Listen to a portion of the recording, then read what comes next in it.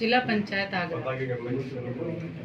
बताना चाहती हूँ कि राणा सांगा किसी विशेष जाति, धर्म और वर्ग के ही नहीं बल्कि भारत के हर नागरिक के लिए, हर व्यक्ति के लिए एक वो राष्ट्र नायक हैं, एक आदर्श पुरुष हैं और सभी भारतवासी उनका सम्मान करते हैं आज भी।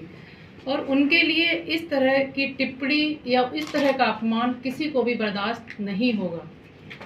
देखा जाए तो मेवाड़ के महान शासक राणा सांगा, जिन्होंने मातृभूमि की रक्षा के लिए, भारत माता के गौरव के लिए, उनके मान और सम्मान के लिए जीवन पर्यंत युद्ध किया, 100 से ज़्यादा युद्ध किए, जीत हासिल की और जहाँ के उनके शरीर पर 80 घाव होने के बावजूद भी वो निरंतर इसी तरह युद्ध करते रहे और वीर गति को प्राप्त हो गए। आज हमारे देश का हर नागरिक, बच्चा बच्चा उनसे प्रेरणा लेता है मातृभूमि की रक्षा के लिए। ऐसे महान नायक के बारे में जिन्होंने युद्ध करते हुए अपना सर्वस्व न्यौछावर कर दिया, माँ भारती की सेवा करते हुए सर्वस्व न्यौछावर कर दिया और वीर गति को प्राप्त हो गए, इनके लिए इस तरह की अभद्र टिप्पणी करना, इनके बारे में गलत बोलना, ये भारत के किसी भी नागरिक को बर्दाश्त नहीं होगा। जिस तरह से राज्यसभा सांसद माननीय रामजी लाल सुमन जी के द्वारा जो बोला गया है, उनके लिए बड़े हल्के शब्दों का, बड़े ही गलत शब्दों का प्रयोग किया गया है, जिससे कि हर देशवासी को हर्ट हुआ है ये वर्ड जो उनके लिए यूज किया गया है।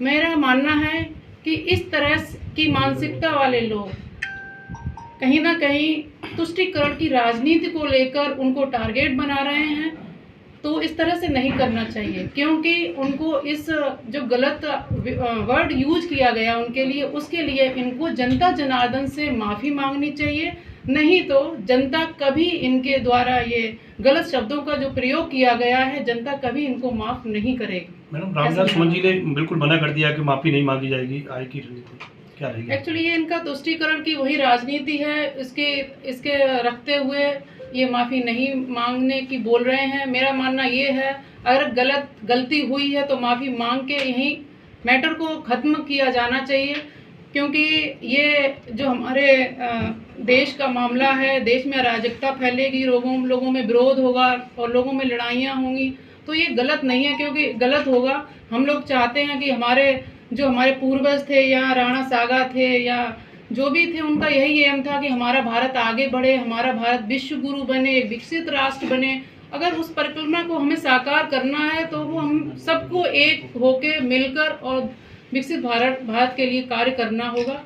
मेरा मानना ये है। ऐसे में मैम भाजपा को निशाना साधते हुए अखिलेश सीधे दलित राज्यसभा सांसद कह रहे हैं, कहीं ना कहीं दलित बनाम राजपूत करने का प्रयास किया जा रहा है इस पूरे मामले को लेकर। एक्चुअली अब इस मामले में तो आप लोग भी जानते हैं कि अगर ये हमारे जो हमारे योद्धा थे, पराक्रमी योद्धा थे, जिन्होंने भारत भूमि के लिए लड़ाई लड़ी, इनकी कुर्बानियों के वजह से आज हम गर्व से कह सकते हैं कि हम एक स्वतंत्र, सार्वभौमिक, लोकतांत्रिक देश के नागरिक हैं।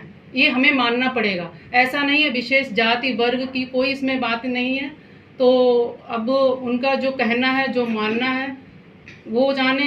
सबसे पहले तो हम लोग एक देश के नागरिक हैं और हम सबको देश के लिए जो गलत किसी ने हमारे योद्धाओं के लिए, हमारे राष्ट्र नायक के लिए गलत बोला है, तो उसके लिए तो माफ़ी मांगनी चाहिए। नहीं मांगेंगे तो ये गलत होगा। कल देखिए मैम, कल रामजी लाल सुमन जी आगरा पहुंचे थे और उसके बाद उन्होंने मीडिया से बात करते हुए बताया कि जिस तरह से करनी सेना के लोगों ने मेरे घर पर मेरी अनुपस्थिति में, मेरे घर में महिलाएं भी हैं, बच्चियां भी हैं, और इस तरह की जो तोड़फोड़ की है, कानून व्यवस्था बिल्कुल ध्वस्त नजर। जनवाद टाइम्स की सभी खबरों को लगातार देखने के लिए चैनल को लाइक, सब्सक्राइब और शेयर जरूर करें। धन्यवाद।